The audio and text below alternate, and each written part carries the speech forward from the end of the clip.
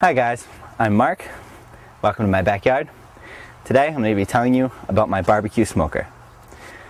A couple things. When you're working with a smoker, right now in particular, I have something cooking inside it, so it's very hot. Something you want to know, have a glove. Have two gloves. The other one burned a hole in, so it's problematic. A couple chambers. It's a two-part system. In this chamber, this is where the firebox is, alright? In here is where the fire actually is. As you can see, the smoke billows out. Now, I'm going to keep that closed. I'm going to open this real quick, but I can't open it for too long. That helps regulate the temperature by keeping these compartments closed. I'll go into that later. In here, the rack, obviously the cover. The smoke comes in from this compartment here, flows in to this compartment here, and this is where you will cook what you are cooking. It's a very slow process, but it adds a lot of flavor and it makes whatever you're cooking particularly tender. Smokestack, kind of self-explanatory. It's got a little regulator cap on the top. The regulator cap here, keeping this closed, and this area right down here, that area also regulates the heat. Now, depending on what you're cooking, you want to regulate at different temperatures. Right now, I'm smoking ribs, so I'm trying to keep it between 200 degrees and 230 degrees. So what I'm going to do to regulate the temperature a little bit, open the smokestack, and how that helps is it's pulling all of the smoke through, and the airflow has a place to go, so it continues to pull the heat. The air goes in here, gets sucked through.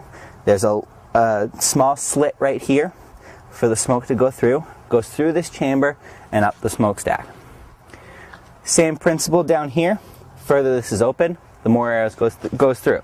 So right now it's still at about 180. I'm going to open this up just a tiny bit, and we're going to watch that heat skyrocket. Thing is, I didn't open it too much because what you don't want to happen is for so much heat to go through that it's going to raise the temperature and drop the temperature and raise the temperature. So you want to try to keep it as constant as possible.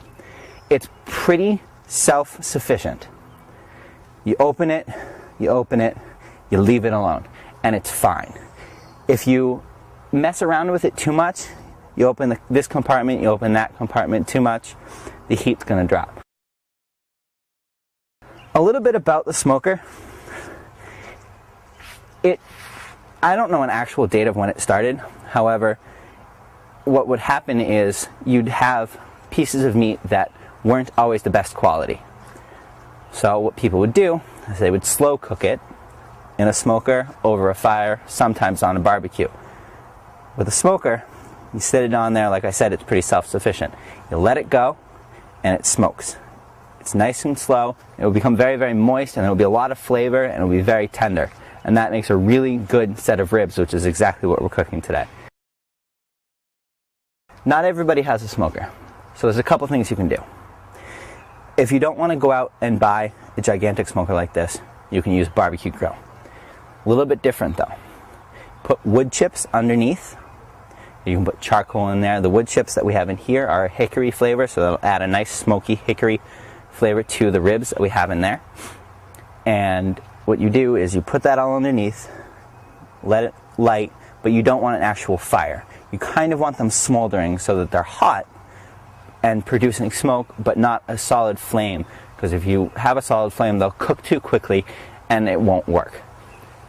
There are products that you can buy to put on top of your grill that will do the same.